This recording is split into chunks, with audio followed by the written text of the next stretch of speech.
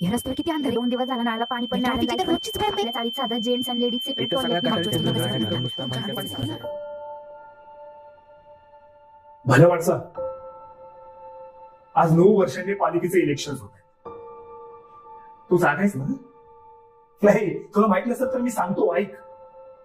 आता पावसाळ्यात गाडी चालवून ज्या खड्ड्यात तुझी गाडी रोज आदळत होती ना, आणि तुझा मणका तुझ्या नाकांतेपणाची शिक्षा भोगत होता, तो खड्डा रिपेअर करून तिथे चांगले रस्ते करण्याचं काम नगरसेवकाचं असतं बरं का.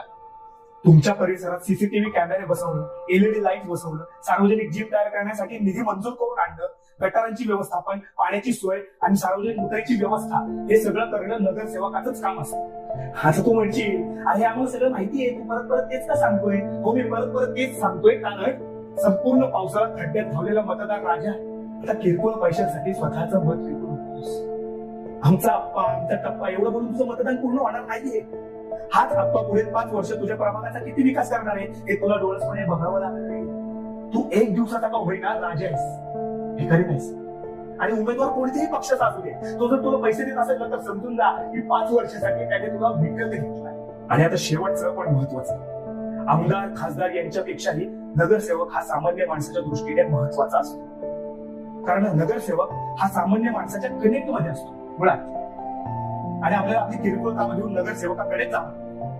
पुन्हा एकदा सांगतो, किरकोळ पैशासाठी स्वतःचं मौल्यवान मत विकू नकोस. कारण उद्या खड्ड्यात गाडी अडकली, गटार तुंबलं, पाणी नाही आलं, लाईट गेली, एखादी झाडाची फांदी अंगावर पडून तू काही झालास तर तुझ्या नगरसेवकाला तू नैतिक प्रश्न विचारू शकणार नाहीस.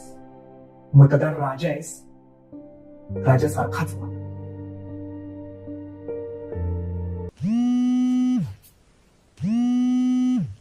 हॅलो, आपण नमस्कार.